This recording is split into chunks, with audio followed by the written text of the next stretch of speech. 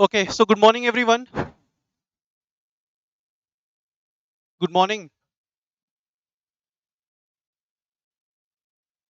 अनु वो आ रहा है क्या? वरदान. हाँ. Okay, okay.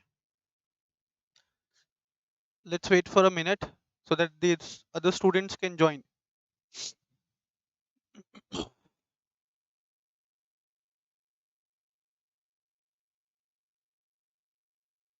चलो.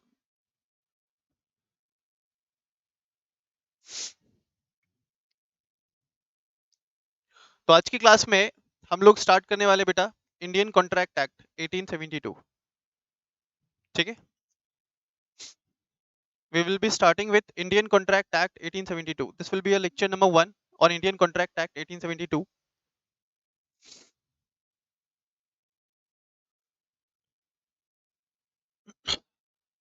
स्टार्ट करें. चलो देखोगे यहाँ पे क्या कह रहे हो. हाँ, स्क्रीन आप देख सकते हो ना, जो लिंक सेंड किया उस पे. अगर प्रॉब्लम आता भी है तो जो लिंक सेंड किया उस पे देखो. चलो देखोगे यहाँ पे क्या पढ़ने वाले हैं सर अपन.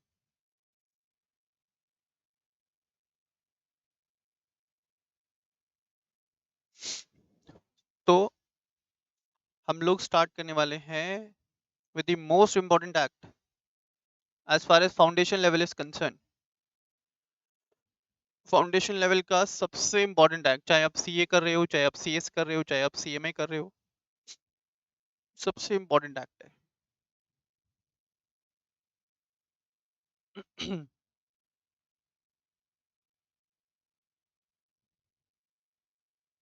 जी. चलो देखोगे यहाँ पे name of the act is name of the act is yes Indian contract act 1872. Indian contract act 1872 कितना पुराना एक्ट है सबसे पहले तो ये चेक करो.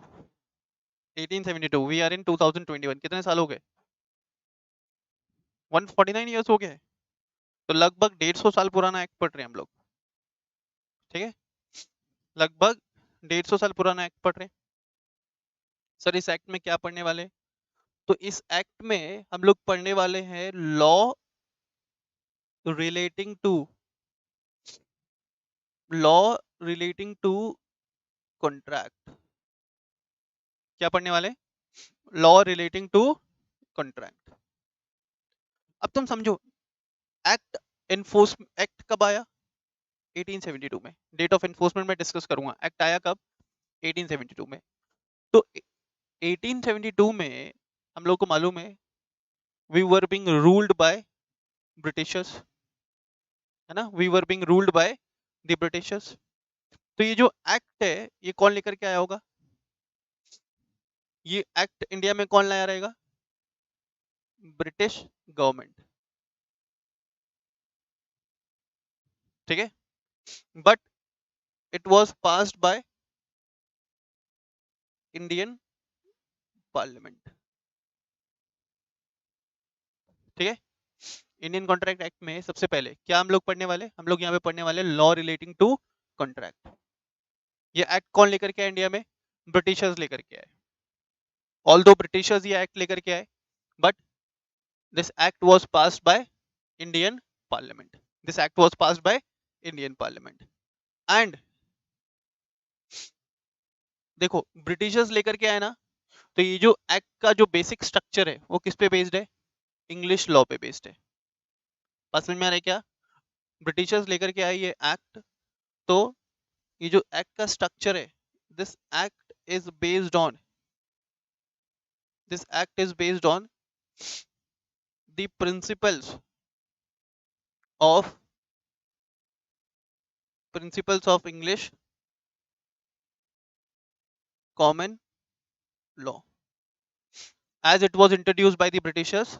As it was introduced by the Britishers, this act was based this act was based on the English common law. English common law मतलब England में वो जमाने में जो कॉमन लॉ चला करता था, ठीक है, इंग्लैंड में वो जमाने में जो कॉमन लॉ चला करता था, बस वहीं से कॉपी पेस्ट किया है हमने, वाइल फ्रेमिंग या while drafting Indian contract act. ये चीजें क्लियर है? ये एक्ट एनफोर्समेंट में आया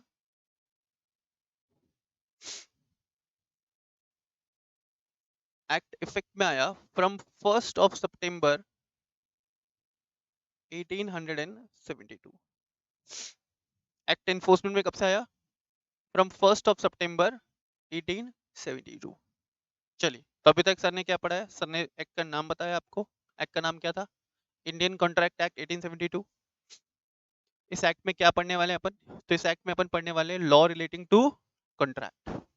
this act was introduced by the British government. Although it was introduced by the British government, this act was passed in the Indian Parliament. ठीक है?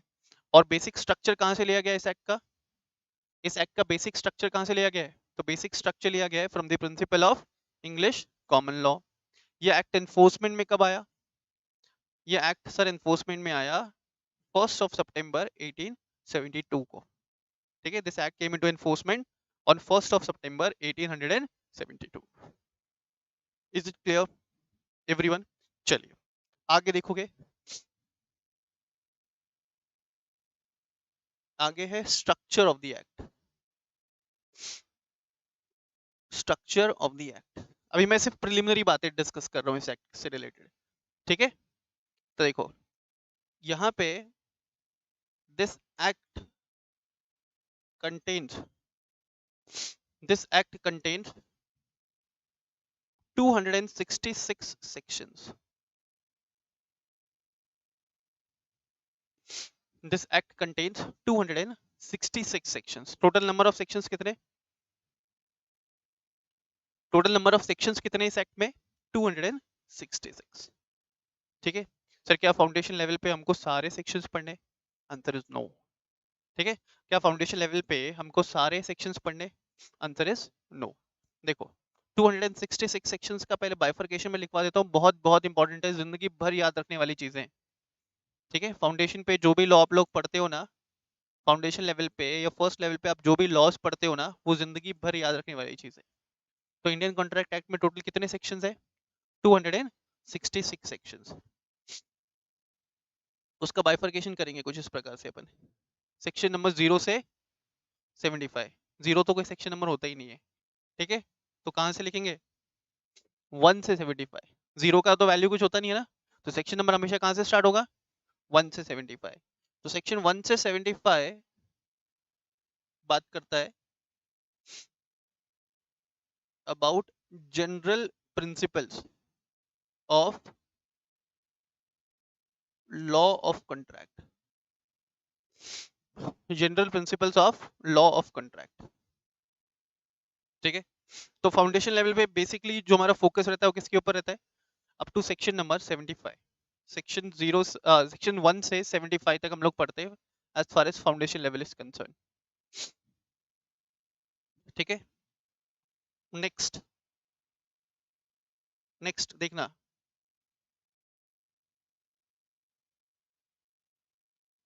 एक second. उसके बाद लिखोगे सेक्शन नंबर, उसके बाद लिखोगे section number 76 to 123। Next bifurcation करोगे सेक्शन नंबर 76 से लेकर के 170 और 123 तक, सॉरी 76 से 123।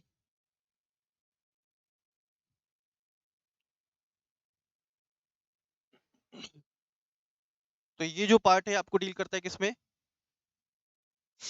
Contract of sales of goods. एक बार लिखो, contract of sales of goods.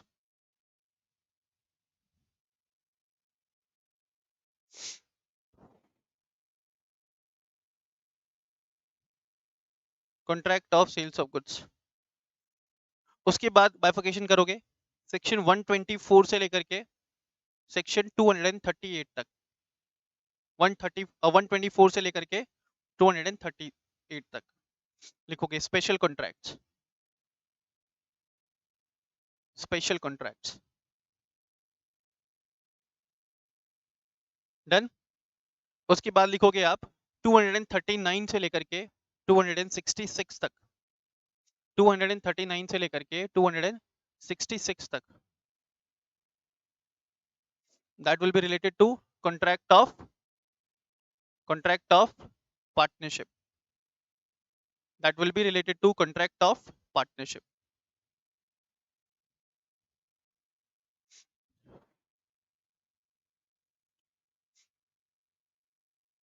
तो इस एक्ट को अपन ने क्या किया, कुछ सेगमेंट्स में बाइफरकेट किया, कुछ सेगमेंट्स में बांट दिया। ठीक है, पहला था कौन सा सेगमेंट, सेक्शन 0 से 0 नहीं सॉरी, बार बार 0 बोलने में आ रहा है, सेक्शन नंबर 1 से 75 तक। ठीक है, सेक्शन 1 से 75 तक क्या बात करता है, general principles of contract, general principles of contract.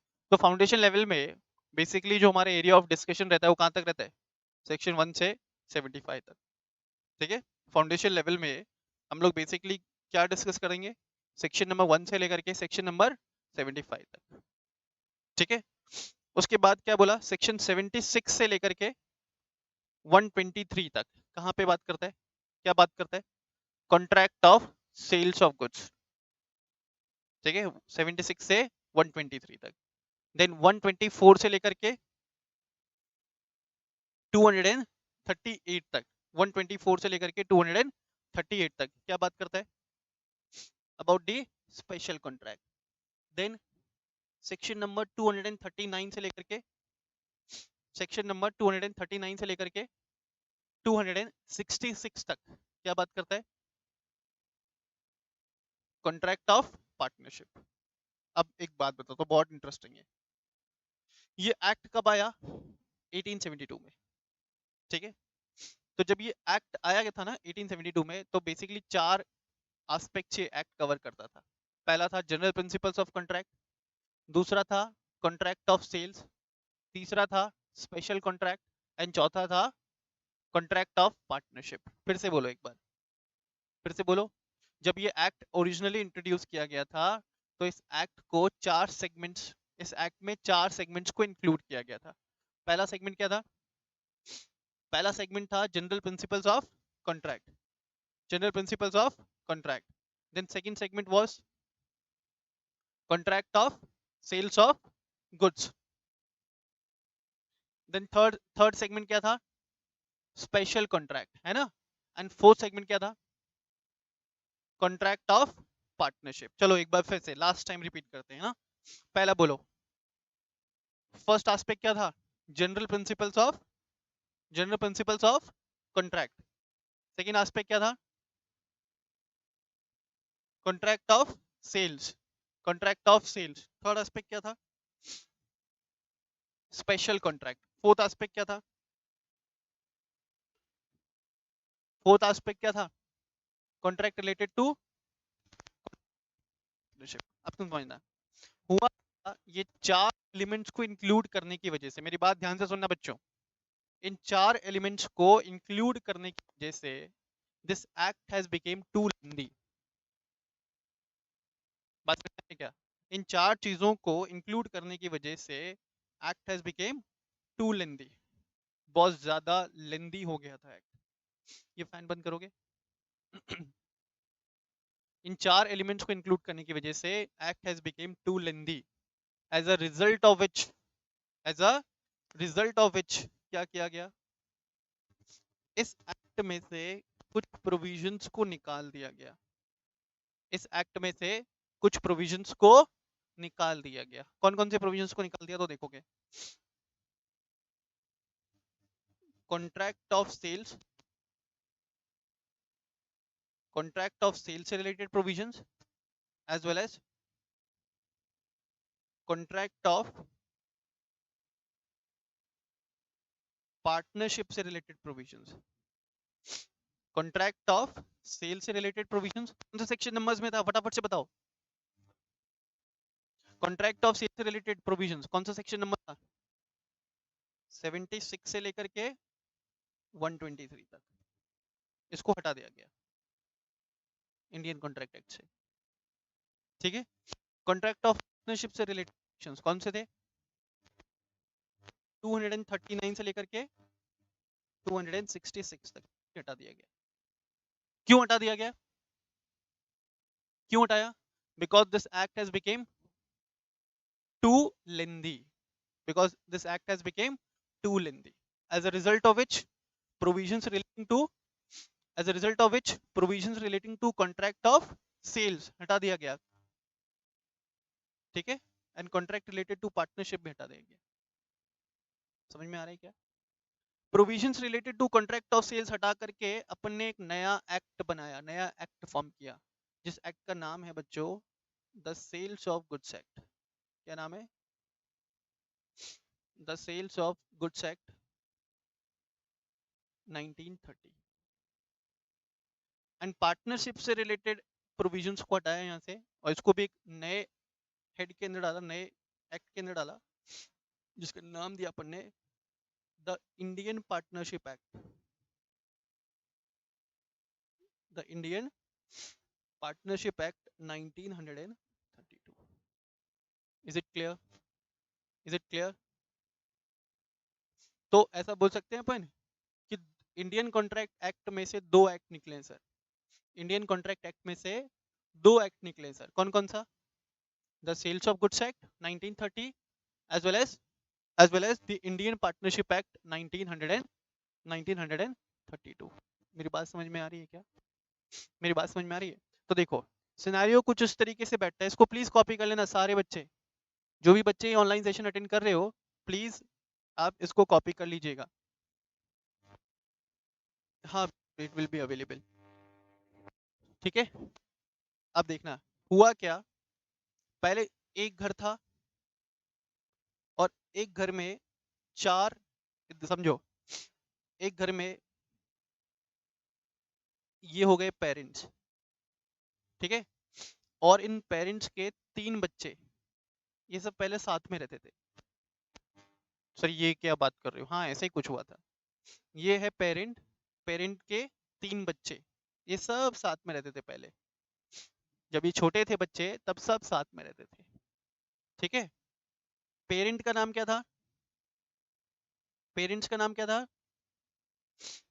Indian contract act 1872। Parents का नाम क्या था? Indian contract act 1872। तीन बच्चों का नाम क्या? तो एक बच्चे का नाम है स्पेशल कॉन्ट्रैक्ट, है ना? एक बच्चे का नाम क्या? Special contract. एक बच्चे का नाम था contract of partnership, contract of partnership. And एक बच्चे का नाम था कॉन्ट्रैक्ट ऑफ सेल्स। पहले एक घर में सब एक साथ रहते थे, पहले एक घर में सभी साथ में रहते थे। पेरेंट्स का नाम क्या? Indian contract act 1872। बच्चों का नाम, पहला बच्चा कौन? Special contract. दूसरा बच्चा कौन? Contract of partnership. तीसरा बच्चा कौन? Contract of sales. बाद में क्या हुआ? दो बच्चे घर से निकल गए। बाद में क्या हुआ? दो बच्चे घर से निकल गए। कौन कौन सा बच्चा निकल गया घर से? तो कॉन्ट्रैक्ट ऑफ पार्टनरशिप निकला as well as contract of sales. मेरी बात समझ में आ रही है क्या? कॉन्ट्रैक्ट ऑफ सेल्स कौन से साल में निकला? 1930 में। एंड कॉन्ट्रैक्ट पार्टनरशिप कौन से साल में निकला? 1932 में। क्यों हुआ ऐसा? क्योंकि घर में जगह कम पड़ने लग गई थी। बात समझ में आ रहा है क्या? घर में जगह कम पड़ने लग गई थी। Indian contract act has became too lengthy. Indian contract act became too lengthy as a result of which provisions relating to contract of partnership अलग किया गया 1932 में, as well as provisions relating to contract of sales अलग किया गया 1930 में। बात समझ में आ रही है? तो अब इस घर में कौन दो बच गए? बोलो ना। अब इस घर में दो लोग कौन बचे? Very good. ये डायग्राम प्लीज ड्रॉ कर लेना सारे बच्चे। अब इस घर में सिर्फ दो लोग बच गए। पहला Indian contract act,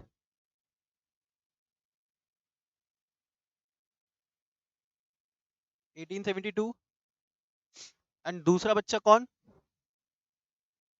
special contract. दूसरा बच्चा कौन? Special contract. ठीक है, तो अभी अपन को इंडियन कॉन्ट्रैक्ट एक्ट में यही दो एस्पेक्ट पढ़ना रहता है। इंडियन कॉन्ट्रैक्ट एक्ट में अभी अपन को यही दो एस्पेक्ट पढ़ना रहता है। ये जो फर्स्ट वाला एस्पेक्ट है ये अपन पढ़ते हैं फाउंडेशन लेवल पे या फर्स्ट लेवल पे, एंड जो सेकंड वाला एस्पेक्ट है वो अपन पढ़ते हैं इंटर लेवल पे या सेकंड लेवल पे। Is it clear? Is it clear to everyone? ठीक है सर, चलो। तो ये था कुछ बैकग्राउंड, कुछ हिस्टोरिकल बैकग्राउंड ये एक्ट का। फिर से एक बार रिपीट करवा दो सर, ये एक्ट में क्या पढ़ने वाले बच्चे? तो इस एक्ट में हम लोग पढ़ने वाले contract relating to partnership, contract sorry sorry sorry law relating to contract, mix हो गया ना सब। क्या पढ़ने वाले अपन? Law relating to contract. ठीक है, ये एक्ट कौन लेकर के आए थे? तो ये एक्ट ब्रिटिशर्स लेकर के आए थे। Although this act was brought by the Britishers, but it was passed by the Indian Parliament. ठीक है, then this act was based on English common law. This act was based on English common law. ठीक है, this act came into enforcement. This act came into enforcement on 1st of September 1872.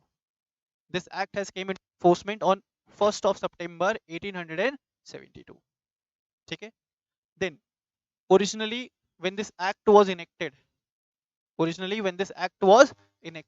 it contained 266 sections, but later on provisions relating to contract of partnership अलग किया गया and provisions relating to contract of sales को अलग किया गया। क्यों अलग किया गया? Because this act has become too lengthy. Thus provisions relating to contract sales को अलग किया गया in the year 1930 by making a separate law, जिसका नाम क्या दिया था अपन ने? The Sales of Goods Act 1930, and provisions relating to contract of partnership को अलग किया गया in the year 1932 by giving it a new name. क्या नाम दिया? The Indian Partnership Act 1932, 1930 and 32. Is it clear? फिर as a result of which इस घर में सिर्फ दो लोग रह गए, एक तो पेरेंट कौन थे? इंडियन कॉन्ट्रैक्ट, दूसरा एक बच्चा रह गया, बच्चे का नाम क्या? Special contract. Is it clear everyone? चलो अब मुझे बताओ, देखो हम लोग बार बार एक वर्ड यूज में ले रहे है ना, हम लोग बार बार एक वर्ड यूज में ले रहे, इसका नाम क्या है? कॉन्ट्रैक्ट। ठीक है, हम लोग ने डिस्कस किया कि इस एक्ट में हम लोग पढ़ने वाले law relating to contract, law relating to contract. तो बार बार ये वर्ड सुनने को हमको मिलेगा पूरे एक्ट में, contract contract contract contract contract. ठीक है, बच्चे के दिमाग में सवाल उठता है, सर कॉन्ट्रैक्ट का मतलब क्या है यहाँ पे? What do you mean by the term contract? Anyone? अच्छा, कॉन्ट्रैक्ट का मतलब क्या होता है इन जनरल? अगर अपन बात करें, अपन लॉ के डेफिनेशन पे नहीं जाते, इन जनरल अगर अपन बात करें कॉन्ट्रैक्ट का मतलब क्या होता है?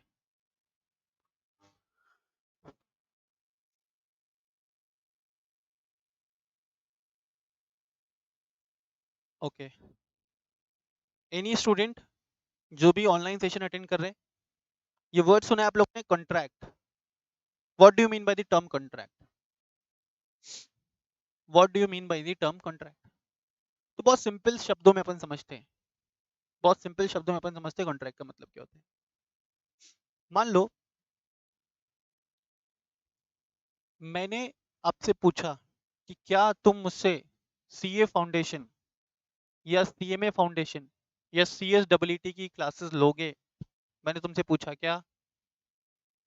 whether you are interested in taking CA foundation, CMA foundation या CSWT class with us या from us, मैंने तुमसे पूछा। ठीक है, तुमने बोला कि हाँ sir, we are ready to take the classes. मैंने क्या दिया तुमको? ऑफर दिया। मैंने क्या दिया तुम्हें? ऑफर दिया। तुमने मेरे ऑफर को एक्सेप्ट किया। बस समझ में आ रहा है क्या? मैंने तुम्हें ऑफर दिया, तुमने मेरे ऑफर को एक्सेप्ट किया, तो क्या हो रहा है? ऑफर भी है एंड एक्सेप्टेंस भी है। बस समझ में आ रहा है क्या? ऑफर है, एक्सेप्टेंस है। तो इस ऑफर एक्सेप्टेंस के खेल में मैंने तुम्हें प्रॉमिस किया कि मैं तुम्हें क्लासेस दूंगा, तुमने मुझे प्रॉमिस दिया that you will pay the fees. बस समझ में आ रहा है क्या? हम दोनों के बीच में इस बात को लेकर के एक एग्रीमेंट हुआ। क्या बोलते हैं? एक एग्रीमेंट हुआ। और हमने जो एग्रीमेंट किया, if such agreement, if that particular agreement is valid under law, if that particular agreement is valid under law, तो क्या बन जाएगा? कॉन्ट्रैक्ट। ठीक है? तो मैं बोल सकता हूँ कि मेरे और तुम्हारे बीच में भी कॉन्ट्रैक्ट है, मेरे और तुम्हारे बीच में कॉन्ट्रैक्ट है, जहाँ पे मैं रिस्पॉन्सिबल हूँ to complete your syllabus on time and you are responsible to pay the fees. As simple as that. It is as simple as that. बात समझ में आ रही है क्या? कॉन्ट्रैक्ट, देखो इस एक्ट में हम लोग बात सिर्फ और सिर्फ कॉन्ट्रैक्ट की करेंगे। ठीक है? कॉन्ट्रैक्ट को ही पढ़ेंगे। ठीक? तो क्या मतलब होता है कॉन्ट्रैक्ट का? देखो इन जनरल कॉन्ट्रैक्ट का मतलब होता है एन एग्रीमेंट। कॉन्ट्रैक्ट का मतलब होता है an agreement which is enforceable by law. Contract माने क्या? कॉन्ट्रैक्ट माने कोई भी agreement which is enforceable by law. अब कॉन्ट्रैक्ट के डेफिनेशन को या मीनिंग को समझना है ना, तो तुमको दो चीजें समझना पड़ेगा। क्या दो चीजें हैं सर? पहला चीज तुमको जो समझना पड़ेगा वो है एग्रीमेंट, और जो दूसरा चीज तुम्हें समझना पड़ेगा वो है इसका क्या मतलब होता है, इन्फोर्सिबल बाय लॉ।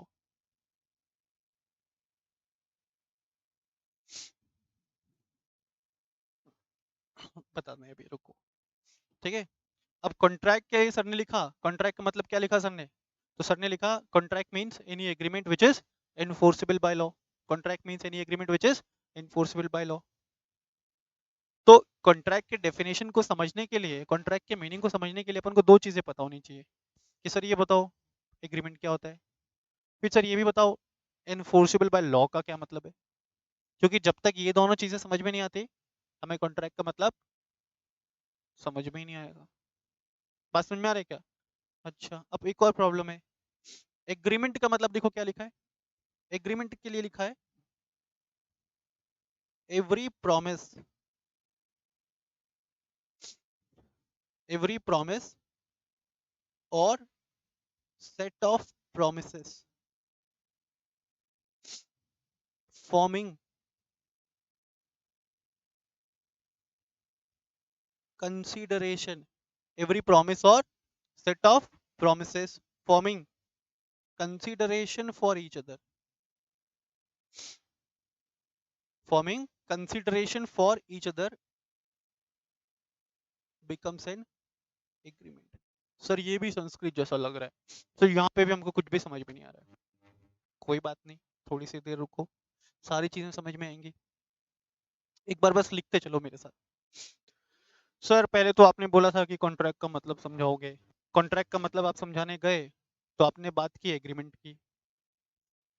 अब आपने एग्रीमेंट के लिए भी कुछ कुछ लिखा है सर, हमको वो भी समझ में नहीं आ रहा है। आपने एग्रीमेंट के लिए लिखा एवरी प्रॉमिस और set of promises.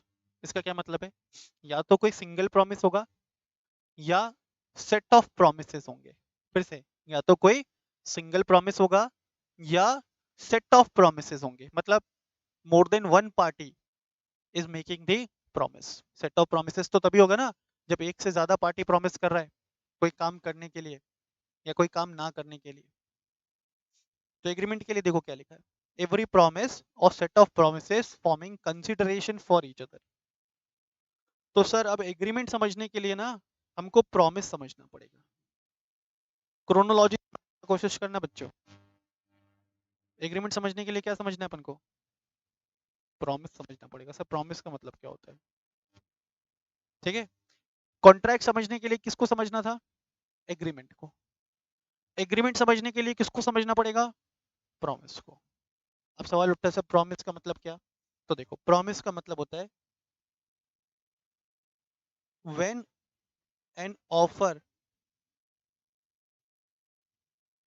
is accepted. When an offer is accepted, it becomes a promise. When an offer is accepted, it becomes a promise. बात समझ में आ रही है क्या?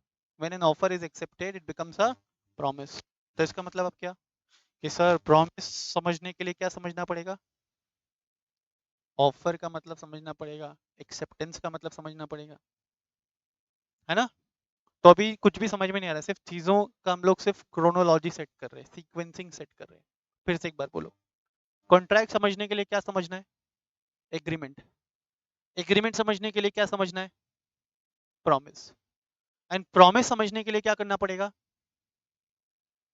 प्रॉमिस समझने के लिए क्या करना पड़ेगा? ऑफर समझना पड़ेगा, एक्सेप्टेंस समझना पड़ेगा. Is it clear? Is it clear? एक बार आप लोग प्लीज इसको कॉपी कर लो, जो भी बच्चे ऑनलाइन सेशन अटेंड कर रहे हैं प्लीज एक बार जो स्क्रीन पे मैंने लिखा ना एक बार बस ऐसा कॉपी कर लो, बस एज इट इज कॉपी कर लो. सर पे भरोसा रखो, सारी चीजें समझ में आएंगी. हाँ कॉपी करना है. यकीन रखो सर पे, सारी चीजें बिल्कुल अच्छे से समझ में आने वाली है. Copy this.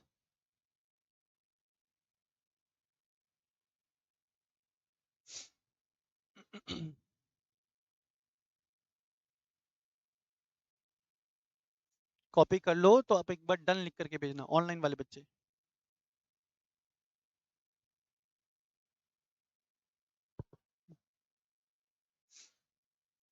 मिल जाएगा आपको बैकअप.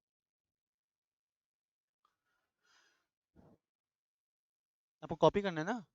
हाँ तो मिल जाएगा ना. आप वीडियो वापस पीछे लेकर के जा करके पॉज करो और लिख लो. सिंपल है. ठीक है. इसमें सेव नहीं होता कुछ भी, वो आईपैड में सेव होता है. ठीक है. ओके. चलो देखना बच्चे, कुछ ऐसा सीक्वेंसिंग अपन ने सेट किया. अपन ने बोला कि कॉन्ट्रैक्ट समझने के लिए क्या पता होना चाहिए? एग्रीमेंट के बारे में पता होना चाहिए, है ना? एग्रीमेंट समझने के लिए क्या पता होना चाहिए? प्रॉमिस के बारे में पता होना चाहिए, है ना बच्चों? प्रॉमिस समझने के लिए क्या पता होना चाहिए? ऑफर का पता होना चाहिए, प्लस एक्सेप्टेंस का पता होना चाहिए. ठीक है.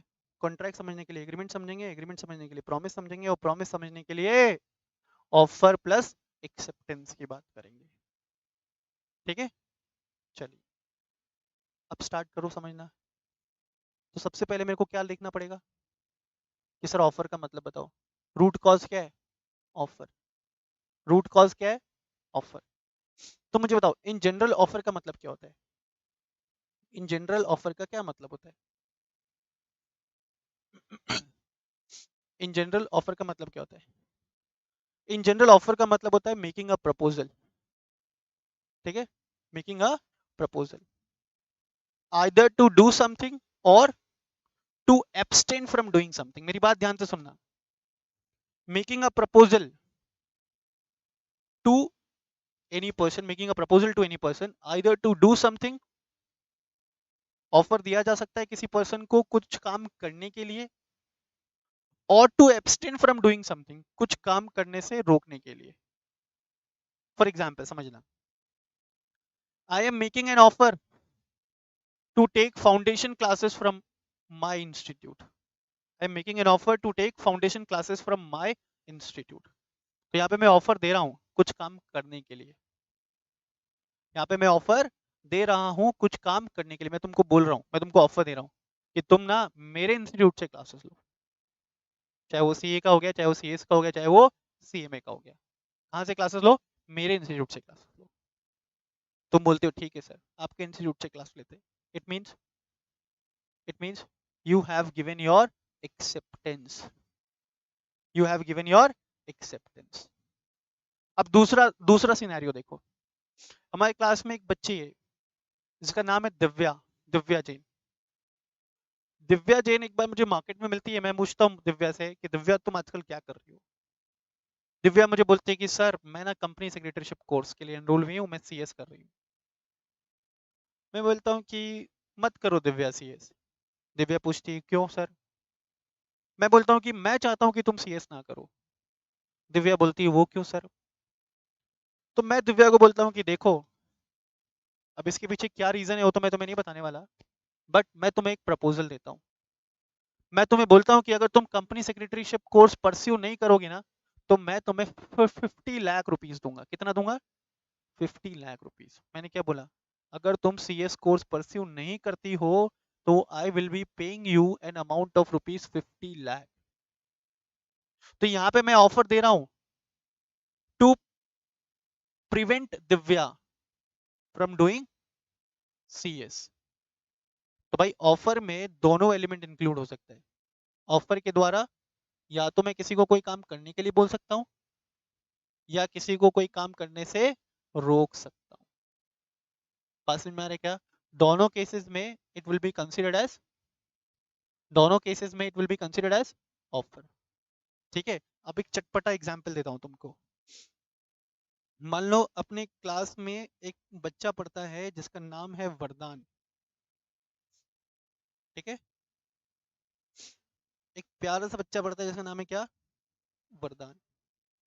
तुमको मालूम है वरदान को ना आलिया भट्ट बहुत पसंद है। कौन पसंद है? आलिया भट्ट। पागल है वो आलिया भट्ट के पीछे। ठीक है, तो जैसे तैसे करके वरदान ने आलिया भट्ट का नंबर निकाला, जैसे तैसे करके वरदान ने आलिया भट्ट का नंबर फाइंड आउट किया, एंड वो आलिया भट्ट को फोन पे पूछता है कि आलिया भट्ट, आलिया भट्ट मैं आपसे मिलना चाहता हूँ। एक सेकंड रुकना बच्चों।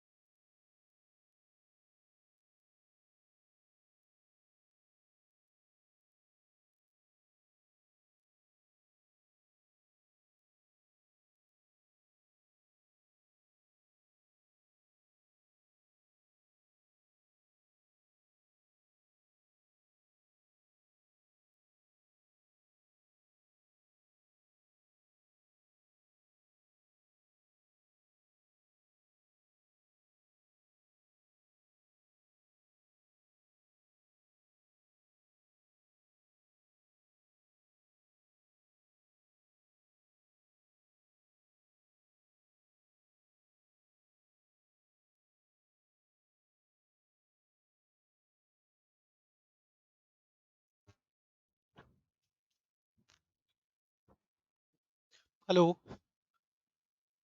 ओके, ध्यान देना यहाँ पे। तो मैं बात कर रहा था वरदान की। वरदान ने क्या किया? वरदान को आलिया भट्ट बहुत पसंद थी। वरदान ने जैसे तैसे करके आलिया भट्ट का नंबर निकाला, और वरदान ने आलिया भट्ट से कहा कि आलिया भट्ट, आलिया भट्ट मैं आपसे मिलना चाहता हूँ। बहुत रिक्वेस्ट करने पे आलिया भट्ट गॉट रेडी। ठीक है, दुनिया भर का रिक्वेस्ट किया किसने? वरदान ने आलिया भट्ट से। As a result of which Alia Bhatt got ready to meet Vardaan. तो वरदान मिलता है आलिया भट्ट से, और मिलते ही वरदान एक क्वेश्चन पूछ लेता है, किससे? आलिया भट्ट से। क्या question? Will you marry me. मिलते ही क्वेश्चन पूछ लिया, क्या? Will you marry me. अब मुझे एक बात बताओ, यहाँ पे वरदान क्या कर रहा है? Vardaan is making an offer. Vardaan is making an offer to do something. सुनना मेरी बात ध्यान से। Vardaan is making an offer to do something. किसको ऑफर लगा रहा है? आलिया भट्ट को, कि वो वरदान से शादी कर ले। अब यहां पे मान लो कि Alia Bhatt got impressed, she got highly impressed with Vardaan, she said yes, she said yes. तो वरदान ने क्या लगाया था बच्चों? ऑफर। आलिया भट्ट ने क्या दिया? एक्सेप्टेंस। आलिया भट्ट ने क्या दिया? एक्सेप्टेंस। क्या बोला तुमने? नहीं नहीं, एक्सेप्टेंस बोलो, एक्सेप्टेंस बोलो। चलो क्लास के बाद में वापस प्रैक्टिस करवाऊंगा, ठीक है? इसके अलग से फीस लगेगी, ठीक है? एक्सेप्टेंस। तो Vardaan has made an offer and the same offer has been accepted by, same offer has been accepted by Alia Bhatt. तो यहाँ पे क्या बन जाएगा दोनों के बीच में? प्रॉमिस। प्रॉमिस का मतलब क्या होता है? वादे। गाना सुना है वो, कसमें वादे प्यार वफा सब बातें हैं, बातों का क्या? सुना है गाना? नहीं सुना है? क्लास के बाद में जाके सुनना, ठीक है? तो तुमको फीलिंग आएगा इंडियन कॉन्ट्रैक्ट एक्ट पढ़ने का। ये गाना जरूर सुनना। हाँ, तो यहाँ पे Vardaan is making an offer, one party is making an offer to the other party to do something. ये पहला एस्पेक्ट है। अब सुनना आगे क्या हुआ। आलिया भट्ट ने हाँ बोल दिया, वरदान खुशी से पागल हो चुका है।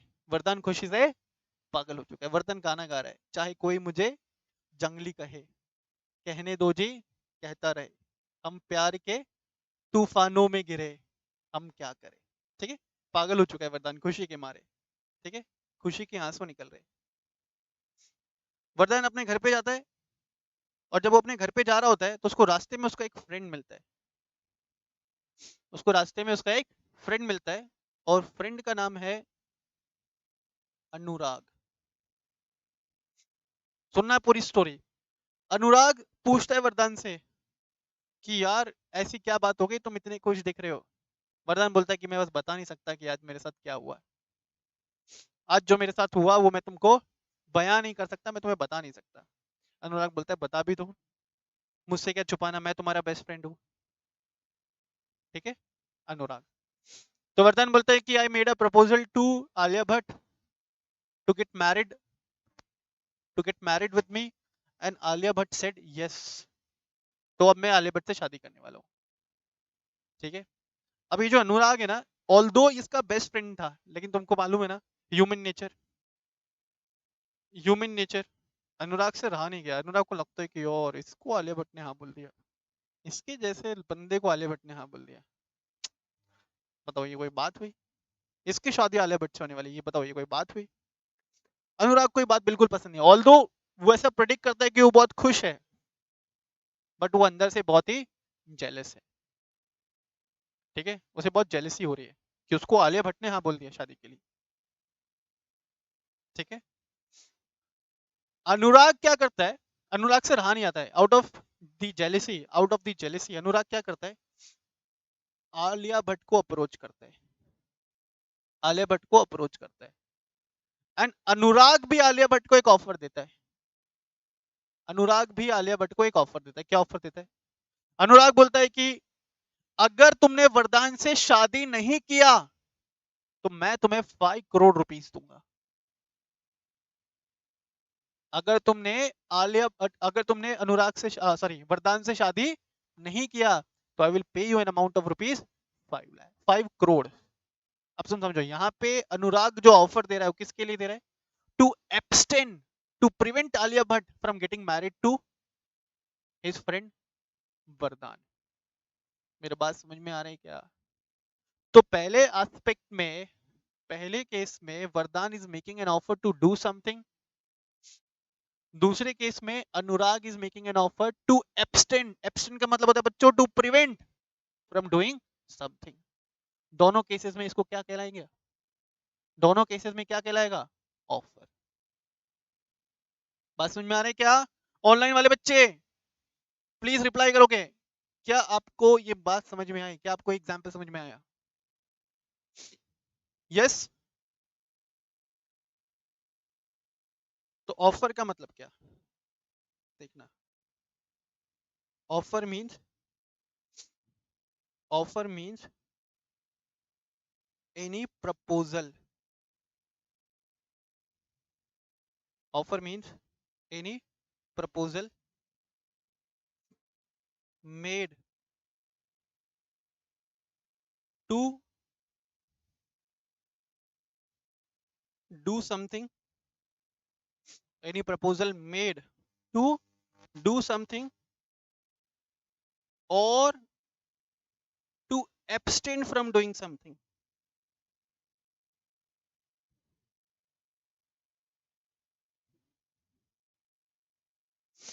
Offer means any proposal being made either to do something, या तो कोई काम करने के लिए बोल सकते, और to abstain from doing something, abstain मतलब रोक सकते, कोई काम करने से रोक सकते। With intention, ऑफर देने के पीछे क्या इंटेंशन है, with in intention to know the view of other party. Offer means any proposal, offer means any proposal being made to do something or to abstain from doing something, या तो कोई काम करने के लिए बोला जा सकता है या कोई काम करने से रोका जा सकता है। विद अ व्यू, अब मैं ऑफर लगा रहा हूँ किसी दूसरे पर्सन को, मैं ऑफर दे रहा हूँ किसी पर्सन को विद अ व्यू, क्योंकि मैं जानना चाहता हूँ कि क्या वो मेरा ऑफर एक्सेप्ट करेगा या नहीं करेगा, लिखा है ना, विद अ व्यू और with an intention to know the view of other party. ये बहुत सिंपल लैंग्वेज में, बहुत सिंपल टर्मिनोलॉजी में अपन ने ऑफर को डिफाइन किया। ठीक है, आगे बढ़ने से पहले एक चीज और समझ लो कि ऑफर में ना हमेशा दो पार्टीज इन्वॉल्व रहेगा, ऑफर में हमेशा दो पार्टीज का इन्वॉल्वमेंट रहेगा। पहला पार्टी है ऑफरर, पहला पार्टी का नाम क्या, ऑफरर, एंड सेकंड पार्टी का नाम है ऑफरी। तो ऑफर में there will always be two parties, there will always be two parties. पहला कौन, ऑफरर, दूसरा कौन, ऑफरी। ठीक है, ऑफरर कौन होता है, offer means person who is making an offer. Offeror में का मतलब क्या है यहाँ पे, ऑफरर का मतलब the person who is making an offer और who is making the proposal. ठीक है, एंड ऑफरी का मतलब क्या, offeree means a person to whom proposal is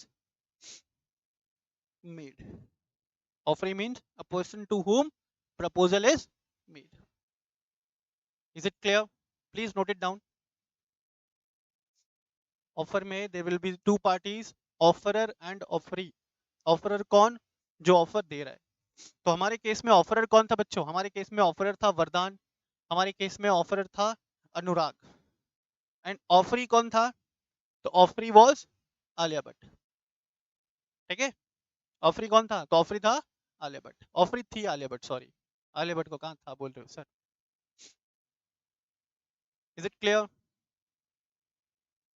is it clear? एक चीज और ध्यान में रख के चलोगे, ये इसको अंडरलाइन कर लोगे, any proposal made to do something और to abstain from doing something. Offer लगाया जा सकता है आइदर टू डू समथिंग और to abstain from doing something, दोनों एलिमेंट इंक्लूड किए जा सकते हैं इन एन ऑफर। ठीक है सर, कोई प्रॉब्लम नहीं है, बात यहाँ तक हमको समझ में आ चुकी है, आगे बढ़ो सर। देखो,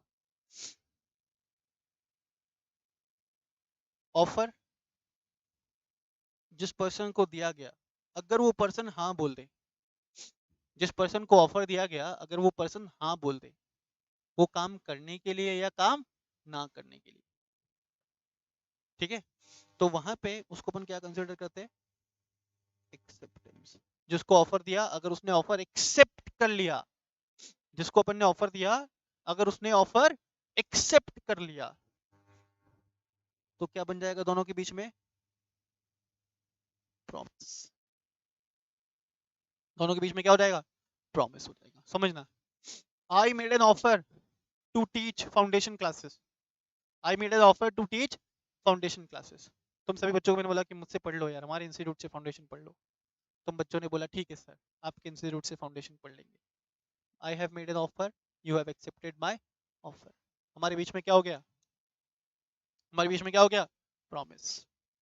ठीक है, तो यहाँ पे मुझे बताओ, यहाँ पे सिंगल प्रॉमिस है, सेट ऑफ प्रोमिसेस है, यहाँ पे सेट ऑफ प्रोमिसेस है, यहाँ पे सेट ऑफ प्रोमिसेस है। क्यों ऐसा, मैंने प्रॉमिस किया तुम्हारा सिलेबस करवाऊंगा अच्छे से, तुमने प्रॉमिस किया फीस पे करोगे अच्छे से। अच्छे से फीस पे करने का मतलब है टाइम पे फीस पे करोगे। तो set of promises is involve. तुम भी प्रॉमिस कर रहे हो फीस पे करने के लिए, एंड मैं भी प्रॉमिस कर रहा हूँ, मैं भी प्रॉमिस कर रहा हूँ किसके लिए, टू कंप्लीट योर सिलेबस। ठीक है, तो ऑफर प्लस एक्सेप्टेंस क्या बना बच्चों, प्रॉमिस। ठीक है, फिर बोला प्रोमिसेस और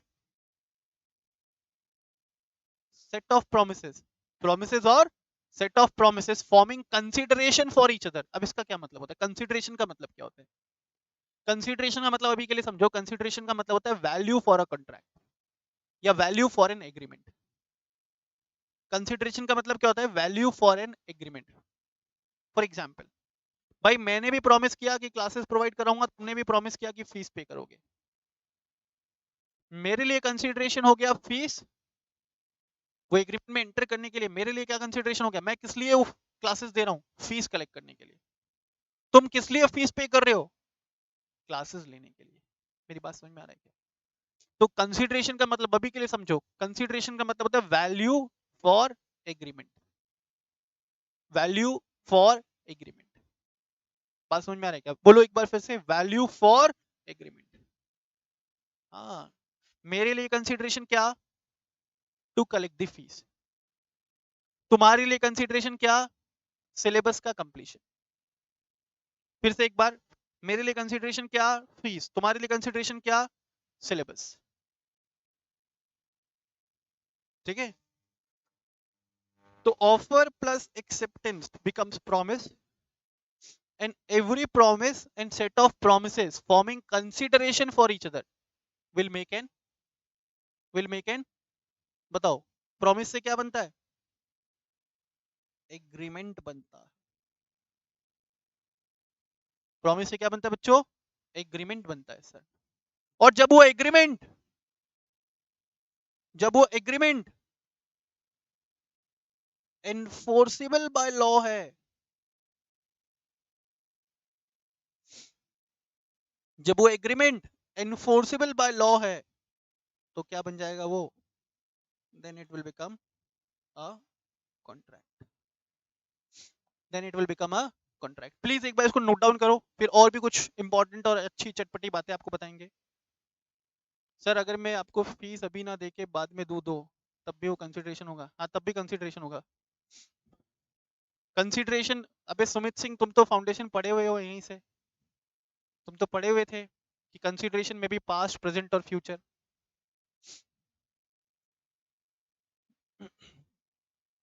एक बार इसको कॉपी कर लो सारे प्यारे बच्चे।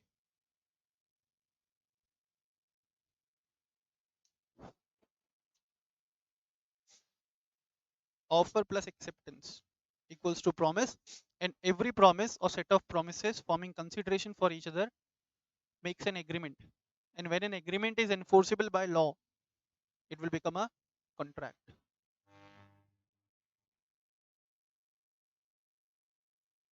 ठीक है, अब बच्चों के दिमाग में ना एक और क्वेश्चन आता है, लेकिन बच्चे पूछते नहीं, बच्चे शर्माते, बच्चे भी सोचते कि यार हमारा पड़ोसी नहीं पूछ रहा, हम काहे को पूछे। सर इसका क्या मतलब है एनफोर्सेबल बाय लॉ का, अपन ने एग्रीमेंट का मतलब तो समझा, एग्रीमेंट मतलब एवरी प्रॉमिस और set of promises forming consideration for each other. ठीक है, फिर हम लोगों ने बोला कि when an agreement is enforceable by law it will become a contract. सवाल उठता है कि सर एनफोर्सेबल बाय लॉ का मतलब क्या है। क्वेश्चन अराइज होता है कि एनफोर्सेबल बाय लॉ का मतलब क्या है सर, बताओ। एनफोर्सेबल बाय लॉ का मतलब होता है बच्चों something which can be enforced by the court, something which can be enforced by the court of law. मतलब नहीं समझ में आया सर। देखो, मैंने तुमको क्लासेस प्रोवाइड किया, तुमने क्लासेस भी लिया, मैंने सिलेबस भी कंप्लीट कर दिया, तुमने फीस पे नहीं किया। हमारे बीच में एग्रीमेंट था, मैंने बोला था क्लासेस प्रोवाइड कराऊंगा, तुमने बोला था फीस पे कर देंगे सर। मैंने 100% क्लासेस प्रोवाइड कर दिया, लेकिन तुमने फीस पे नहीं किया। मैं तुमको फोन कर करके थक गया कि बेटा फीस पे कर दो, फीस पे कर दो, फीस पे कर दो, तुम बोलते हो कि नहीं करेंगे सर, मन नहीं है फीस पे करने का। बस में आ रहा है क्या? अब बताओ, इस केस में क्या मेरे पास कोई रेमेडी है? क्या मेरे पास कोई रेमेडी है? क्या मेरे पास कोई मोड अवेलेबल है, कोई तरीका अवेलेबल है जिससे मैं अपनी फीस कलेक्ट करवा सकूं? Answer is yes. तो जिस बच्चे ने मुझे फीस पे नहीं किया ना, मैं उस बच्चे के खिलाफ कोर्ट में जा सकता हूं और कोर्ट मेरी हेल्प करेगा। मेरी बात ध्यान से सुनना, कोर्ट मेरी हेल्प करेगा इन रिकवरिंग द फीस। तो जिन मैटर्स में, जिन एग्रीमेंट्स के रिस्पेक्ट में कोर्ट आपकी हेल्प करे टू एनफोर्स द कॉन्ट्रैक्ट, उन कॉन्ट्रैक्ट को अपन बोल सकते हैं, उन एग्रीमेंट्स को अपन बोल सकते हैं that they are enforceable by law. Enforceable by law का मतलब क्या है? Enforceable through the court. Enforceable by law का मतलब क्या होता है? Enforceable through the court. समझना ना। दो पार्टीज ने एग्रीमेंट में एंटर किया, जब एग्रीमेंट में एंटर किया तो दोनों पार्टीज के ऊपर कुछ ना कुछ ऑब्लिगेशंस आता है। एक पार्टी ने अपना ऑब्लिगेशन फुलफिल कर दिया, दूसरा अपना ऑब्लिगेशन फुलफिल ही नहीं कर रहा है। भाई मैंने तो सर्विसेज दे दिया, तुम फीस ही नहीं पे कर रहे हो, तो मैं तुम्हारे से मार पिटाई तो कर नहीं सकता, मैं जोर जबरदस्ती तो कर नहीं सकता। मैं क्या कर सकता हूँ? मैं कोर्ट में जा सकता हूँ, मैं जज के सामने ऐसे प्रे कर सकता हूँ, विनती कर सकता हूँ कि जज साहब मैंने उस स्टूडेंट को पूरा क्लासेस प्रोवाइड किया, उसने फीस पे नहीं किया। कोर्ट बोलता है कि चलो ठीक है, हम देखते हैं वो बच्चे को। बात समझ में आ रही है? इन्फोर्सेबल बाय लॉ का मतलब होता है anything which can be enforced by the court of law, anything which can be enforced by the court of law. बात समझ में आ रहा है क्या? फिर यहाँ पे एक और क्वेश्चन अराइज होता है, कब एनफोर्सेबल बाय लॉ होगा? सर आपने तो बोल दिया कि एनफोर्सेबल बाय लॉ का मतलब होता है कि court will help you to enforce the contract, लेकिन सर ये भी तो बताओ कोर्ट कब हेल्प करेगा टू एनफोर्स द कॉन्ट्रैक्ट? तो कोर्ट आपको हेल्प करेगा टू एनफोर्स द कॉन्ट्रैक्ट या to enforce the agreement when the agreement contains all the essential elements of a valid contract, when it contains all the essential elements of a valid contract. Is it clear? Is it clear? चलिए फिर से एक बार, offer दिया तो क्या मिला? Acceptance मिला। Offer plus acceptance को जोड़ दिया तो क्या बन गया? प्रॉमिस बन गया। And when the promise or set of promises forms consideration for each other, it becomes an agreement. And when an agreement is enforceable by law, it will become a contract. Enforceable by law का मतलब क्या था sir? तो enforceable by law का मतलब था sir any agreement which can be enforced, any agreement which can be enforced through court of law, जो court की मदद से, ऐसे एग्रीमेंट जो कोर्ट की मदद से एनफोर्स किए जा सके। तो कोर्ट की मदद से कब कोई एग्रीमेंट एनफोर्स किया जा सकेगा? जब उस एग्रीमेंट में सभी एसेंशियल एलिमेंट्स प्रेजेंट होंगे, जब उस एग्रीमेंट में सभी एसेंशियल एलिमेंट्स प्रेजेंट होंगे। सर अभी एसेंशियल एलिमेंट्स क्या होते हैं डिस्कस करूंगा मैं। सर ये एसेंशियल एलिमेंट्स क्या क्या होंगे डिस्कस करूंगा, लेकिन अभी के लिए समझो, आप लोगों ने ये कॉपी किया क्या एवरीवन? स्क्रीन पे जो जो भी चीजें लिखेंगे ना, प्लीज आप उसको कॉपी करते चलिए। दो चीजें ध्यान रखो, इंडियन कॉन्ट्रैक्ट एक्ट पढ़ रहे हो और अगर आप मुझसे पढ़ रहे हो तो एक चीज तो कंफर्म है कि जिंदगी भर आपको इंडियन कॉन्ट्रैक्ट एक्ट के प्रोविजंस याद रहने वाले। मतलब मैं गारंटी देता हूँ, फर्स्ट क्लास है ये इंडियन कॉन्ट्रैक्ट एक्ट का, जिंदगी भर तुम्हें इसके प्रोविजंस याद होंगे। जब तुम्हारा एंड टाइम आएगा ना, जब तुम इस दुनिया से जाने वाले होगे, तो जो भी तुम्हारे पास बैठा होगा या बैठी होगी, तुम उसके सामने एक दो प्रोविजंस बोल के जाओगे। ऐसा कर दूंगा, ठीक है। लेकिन उसके लिए दो चीजें तुमको ध्यान में रखना है। पहला, जो भी बोर्ड पे मैं स्क्रीन पे लिख रहा हूँ वो सभी सारी चीजें कॉपी करनी है। दूसरी बात कि जितने भी एग्जाम्पल्स मैं क्लास के अंदर दे रहा हूँ, सारे एग्जाम्पल्स आपको ध्यान में रखने हैं, ठीक है। जितने भी केसेस, जितने भी एग्जाम्पल्स मैं तुमको दूंगा, जितने भी कैरेक्टर्स मैं ड्रॉ करूंगा, प्लीज आप उसको ध्यान में रखिए। तो इंडियन कॉन्ट्रैक्ट एक्ट तो कभी नहीं भूलोगे, चाहे कुछ भूल जाओ, चाहे कुछ भी भूल जाओ, लेकिन ये नहीं भूल पाओगे। Is it clear? चलो देखोगे आगे। तो अभी तक क्या सीक्वेंसिंग चल रहा है सर? अभी तक की सीक्वेंसिंग चल रहा है। सबसे पहले आपने सर ऑफर के बारे में बताया, फिर आपने बताया सर कि अगर ऑफर में क्या जोड़ दिया जाए, एक्सेप्टेंस, तो क्या बन गया वो? प्रॉमिस, ठीक है। फिर प्रॉमिस में क्या जोड़ दिया? कंसिडरेशन, था ना, set of promises forming consideration for each other, तो क्या बन गया वो? एग्रीमेंट। और जब वो एग्रीमेंट क्या हो? Very good. जब वो एग्रीमेंट क्या हो? इनफोर्सिबल बाय लॉ हो।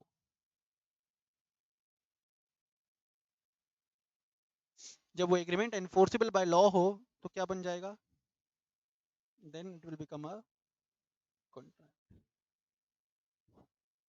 तो क्या तुम ऐसा बोल सकते हो, such agreements या any of such agreements which is not enforceable by law will not become a contract? बोल सकते हो क्या ऐसा? ऐसा कोई भी एग्रीमेंट जो एनफोर्सेबल बाय लॉ नहीं है, वो कभी कॉन्ट्रैक्ट नहीं बनेगा। क्योंकि कॉन्ट्रैक्ट बनने के लिए क्या होना चाहिए?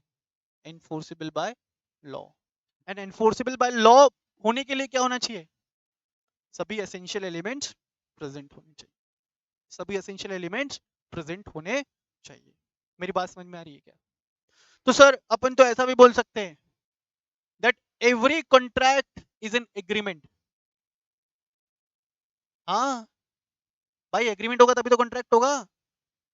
मेरी बात ध्यान से सुनना, every contract is an agreement, but every agreement may not become a contract.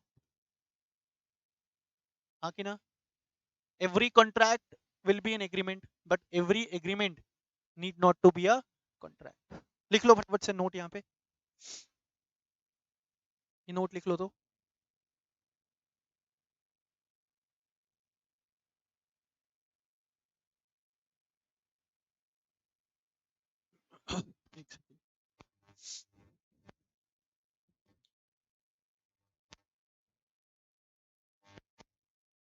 Write down, every contract is N agreement, every contract is an agreement, but every agreement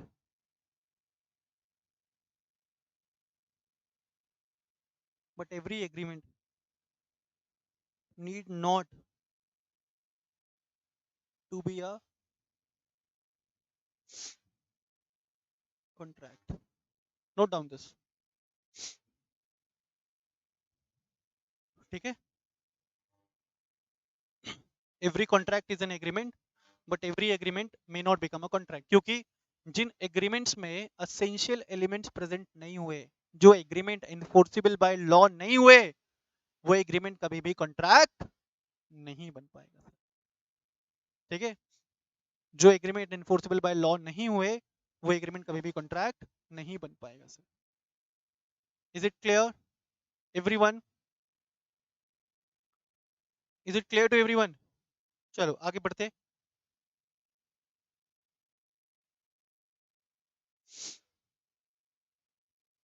चलो आगे बढ़ते। नेक्स्ट अपन को गिवन है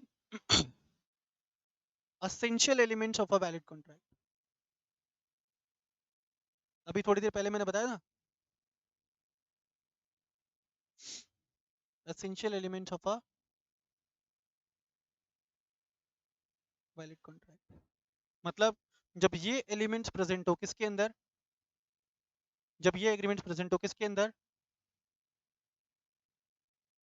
एग्रीमेंट के अंदर, तब वो agreement क्या बनेगा, तब वो एग्रीमेंट क्या बनेगा, तब वो एग्रीमेंट बनेगा कॉन्ट्रैक्ट। मेरी बात समझ में आ रही है क्या? जब ये एलिमेंट्स प्रेजेंट हो किसके अंदर, एग्रीमेंट्स के अंदर, तब वो एग्रीमेंट जाकर के क्या बन जाएगा, तब वो एग्रीमेंट जाकर के क्या बन जाएगा, तब वो एग्रीमेंट बन जाएगा सर कॉन्ट्रैक्ट। ठीक है, था ना, enforceable by law, enforceable by law कब, when these following elements are present. कौन कौन से एलिमेंट्स डिस्कस करते हैं अभी, ठीक है, कौन कौन से एलिमेंट्स तो डिस्कस करते हैं अभी। सबसे पहला, there must be at least two parties. सबसे पहला क्या है, देयर मस्ट बी एटलीस्ट दो पार्टी। मतलब कॉन्ट्रैक्ट में एंटर करने के लिए कम से कम दो पार्टीज का होना जरूरी है। ठीक है, दो पार्टीज का होना जरूरी है। अब दो पार्टीज का मतलब क्या है यहाँ पे, दो पार्टीज ये लिख लो या टू पर्सन्स लिख लो, टू पार्टीज लिख लो या टू पर्सन्स लिख लो। पर्सन्स यहाँ पे कोई इंडिविजुअल हो सकता है, पर्सन्स यहाँ पे कोई कंपनी हो सकता है, पर्सन यहाँ पे कोई फर्म हो सकता है, पर्सन यहाँ पे कोई ट्रस्ट हो सकता है, कोई कोऑपरेटिव सोसाइटी हो सकता है, कोई सोसाइटी हो सकता है। तो सर ऐसा भी हो सकता है कि कोई कॉन्ट्रैक्ट हो एक इंडिविजुअल और कंपनी के बीच में, बिल्कुल हो सकता है बेटा। सर ऐसा भी हो सकता है कि एक कॉन्ट्रैक्ट हो कंपनी और कंपनी के बीच में, बिल्कुल हो सकता है बेटा। सर क्या दो इंडिविजुअल के बीच में भी कॉन्ट्रैक्ट हो सकता है, बिल्कुल हो सकता है बेटा। मैंने क्या लिखा है यहाँ पे, कॉन्ट्रैक्ट करने के लिए कम से कम दो पर्सन्स का होना जरूरी है, कॉन्ट्रैक्ट करने के लिए कम से कम दो पर्सन्स का होना जरूरी है। बात समझ में आ रहा है क्या?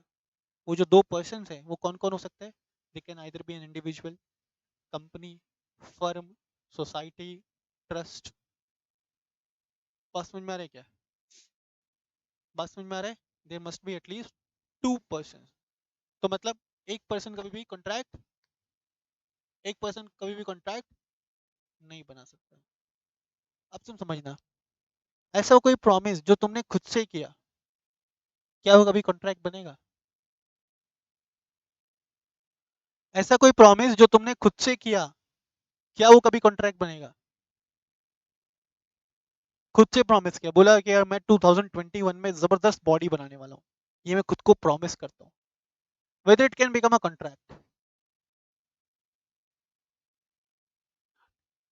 तुमने खुद को प्रॉमिस किया कि आने वाले 3 साल में I will be a chartered accountant और कॉस्ट अकाउंटेंट या कंपनी सेक्रेटरी, तुम नहीं बन पाए, खुद को सू करोगे क्या? Answer is no. मैंने बोला ना, अरे कॉन्ट्रैक्ट करने के लिए कम से कम क्या होना चाहिए, दो पार्टीज का इन्वॉल्वमेंट होना चाहिए। खुद का खुद से कोई कॉन्ट्रैक्ट नहीं हो सकता है। Is it clear? अच्छा, समीर खान बोलता है मैंने किया सर परसों ही, वेरी गुड। तो जो तुमने खुद से प्रॉमिस किया वो कभी भी कॉन्ट्रैक्ट नहीं बनेगा, लेकिन जो प्रॉमिस तुमने दूसरों के साथ किया, that will become a contract और that may become a contract.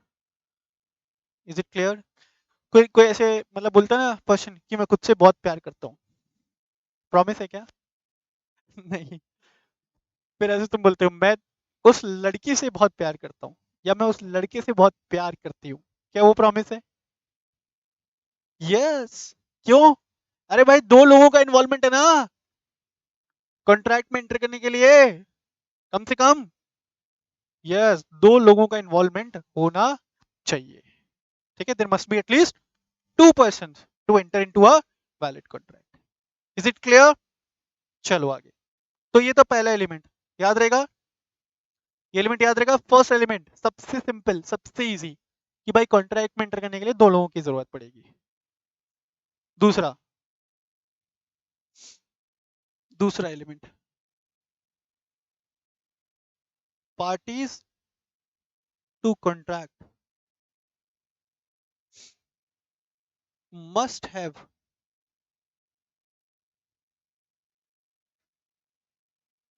valid capacity. Parties to contract must have valid capacity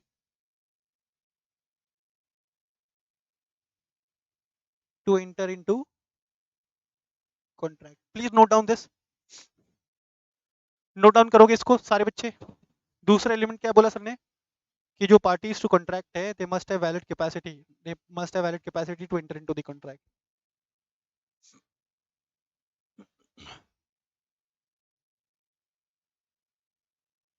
parties to contract must have valid capacity to enter into the contract. क्या मतलब है इसका? भाई जो लोग contract में enter कर रहे हैं ना उनके पास वैलिड कैपेसिटी होना चाहिए, उनके पास पावर होना चाहिए, उनके पास राइट्स होना चाहिए to enter into the contract. अब बच्चों के दिमाग में सवाल उठता है कि सर वैलिड कैपेसिटी का मतलब क्या होता है? यहाँ पे वैलिड कैपेसिटी का मतलब क्या? तो मेरे घर के पास में दो छोटे बच्चे रहते हैं, ठीक है? दो ही रहते, क्या नहीं रहते तो बहुत सारे, लेकिन मैं बात दो की कर रहा हूँ. एक का नाम है चिंटू और एक का नाम है पिंटू. चिंटू है 6 years old, पिंटू है 8 years old.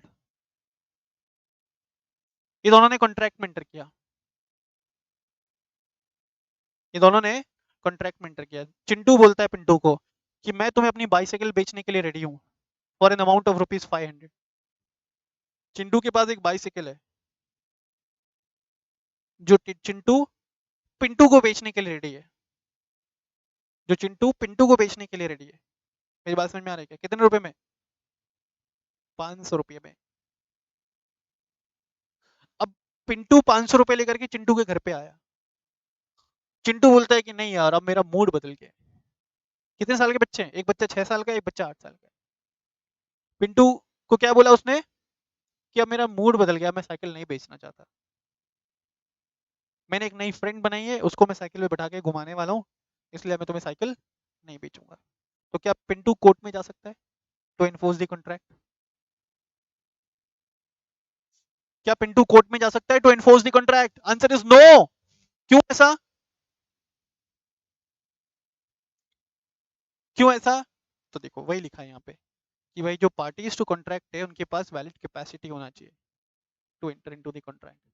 और सबसे पहला कैपेसिटी है कि कॉन्ट्रैक्ट में इंटर करने के लिए, कॉन्ट्रैक्ट में इंटर करने के लिए पहला इंपॉर्टेंट एलिमेंट, पहला capacity, parties must have attended the age of majority. Parties to contract must have attended the age of majority. Age of majority का मतलब है बच्चों 18 साल, 18 years और अबव. अब तुम में से जितने भी बच्चे अभी 18 साल के नहीं हुए, तुम लोग किसी भी प्रकार के कोई भी कॉन्ट्रैक्ट में एंटर नहीं कर सकते हो. बात में आ रहा है क्या? तो ये एग्जाम्पल में चिंटू और पिंटू दोनों 18 साल से कम थे, तो उनके पास तो कैपेसिटी नहीं है, उनके पास तो पावर ही नहीं है कॉन्ट्रैक्ट में एंटर करने का. और जब उनके पास पावर ही नहीं है कॉन्ट्रैक्ट में एंटर करने का, still if they enters into any contract, then such contract won't be enforceable by law. And if it is not enforceable by law, if it is not enforceable by law, पास में आ रहा है, इसका मतलब क्या? क्यों कभी भी कॉन्ट्रैक्ट नहीं बन पाएगा. ऑल्दो यहाँ पे इन दोनों के बीच में एग्रीमेंट है, समझना. चिंटू ने ऑफर दिया, पिंटू ने ऑफर एक्सेप्ट किया. चिंटू ने प्रॉमिस किया साइकिल डिलीवर करने के लिए, पिंटू ने प्रॉमिस किया पेमेंट करने के लिए. Although there is an agreement between them, minors के बीच में एग्रीमेंट हो सकता है लेकिन वो कॉन्ट्रैक्ट नहीं बनेगा. क्यों? Because minors do not have the capacity to enter into the contract. बात समझ में आ रही क्या? यहाँ पे अपन बोल सकते हैं कि चिंटू और पिंटू के बीच में एग्रीमेंट तो है, लेकिन ये जो एग्रीमेंट है ना सर, ये एग्रीमेंट एनफोर्सेबल बाय लॉ नहीं है. तो अगर ये एग्रीमेंट एनफोर्सेबल बाय लॉ नहीं है, it will never become a contract. Is it clear? Is it clear? मेरे पड़ोस में एक बच्चा रहता है जो 12 साल का है, उसे रोज मैं एक चॉकलेट देता हूँ, मैं उसको पिछले 1 साल से चॉकलेट दे रहा हूँ, वो स्टूडेंट, वो जो बच्चा है बिल्कुल मेरे कंट्रोल में है, मैं जैसा बोलूंगा ना वैसा वो करने के लिए रेडी है। मैंने एक दिन बोला कि जा अपने प्रॉपर्टी, अपने घर के पेपर्स लेकर के आ जा। वो बच्चा जाता है, अपने घर के पेपर्स उठा करके ले आता है, मैं उसे 500 रुपए का चॉकलेट खिला देता हूँ, उसके घर के पेपर्स मेरे नाम करवा लेता हूँ। तो क्या मैं उस घर का ओनर बन जाऊंगा? Answer is no. Answer is no. क्यों? Contract with minor is not enforceable, और contract with minor is not valid under law. मेरी बात समझ में आ रही है क्या? ठीक है, ऐसा कहा जाता है बच्चों, ध्यान रखना, ऐसा कहा जाता है that contract with a minor,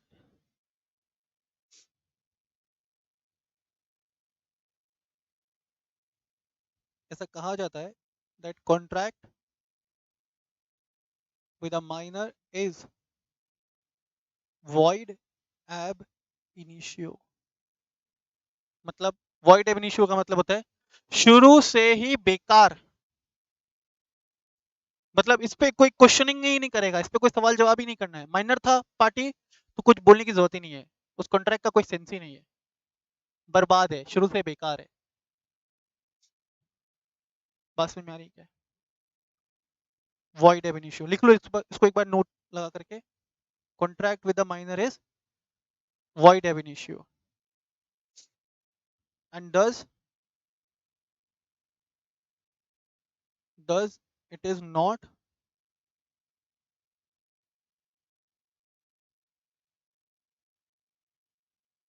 enforceable by law।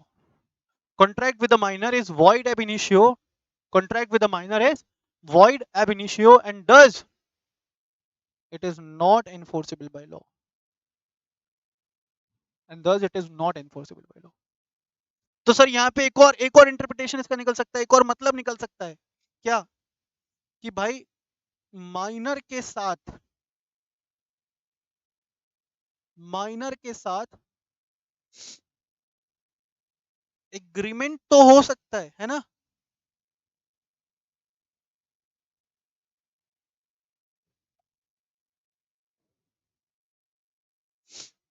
Minor के साथ एग्रीमेंट तो हो सकता है, बट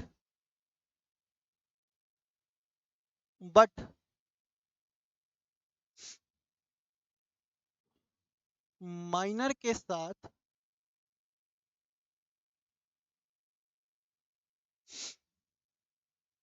कभी भी कॉन्ट्रैक्ट ना हो पाएगा। वो मीम्स चलता है ना, तुमसे ना हो पाएगा, तो किसके लिए है वो? माइनर के लिए। एक्चुअली वो मीम माइनर के लिए, माइनर से क्या नहीं हो पाएगा? कॉन्ट्रैक्ट नहीं हो पाएगा। Is it clear? कॉन्ट्रैक्ट के साथ अपन एग्रीमेंट, सॉरी माइनर के साथ अपन एग्रीमेंट तो कर सकते हैं, but we can never make any contract with a minor. क्यों? क्योंकि जो एग्रीमेंट किया वो एनफोर्सेबल बाय लॉ नहीं होगा। क्यों एनफोर्सेबल बाय लॉ नहीं होगा? Because essential element is missing. कौन सा असेंशियल एलिमेंट? कि भाई जो पार्टीज टू कॉन्ट्रैक्ट है वो कम से कम 18 साल के होने चाहिए। Is it clear? तो आई होप अभी तक मैंने जो भी चीजें आप लोगों के साथ डिस्कस किया, जो भी बात मैंने आपको कन्वे करना चाही, वो सभी चीजें आपको बिल्कुल अच्छे से क्लियर हो चुका है। अगर आपको कोई भी क्वेरीज है तो अपना क्वेरीज रेज कर सकते हो। जो भी चीजें हम लोगों ने अभी तक पढ़ा उसमें अगर कोई भी क्वेरी है, you can raise your queries. Yes, anyone from the online session? नहीं है सर। ठीक है, एक बच्चा पूछता है if we make an agreement to a minor after 18 can it be a contract? Yes, after 18 हो गया तो फिर वो माइनर नहीं रहा ना बेटा। माइनर के साथ अगर तुमने एग्रीमेंट किया आफ्टर 18 तो माइनर रहा नहीं ना, माइनर मेजर बन गया, और अगर माइनर मेजर बन गया तो कॉन्ट्रैक्ट तो हो ही सकता है। ठीक है, कोई और क्वेरी? स्टिल अगर तुम लोग को कोई भी क्वेरी आता है तो आप लोग मेरे व्हाट्सएप नंबर पे अपना क्वेरी पूछ सकते हो हर क्लास के बाद। आप मेरे को व्हाट्सएप कर सकते हो क्वेरीज पूछने के लिए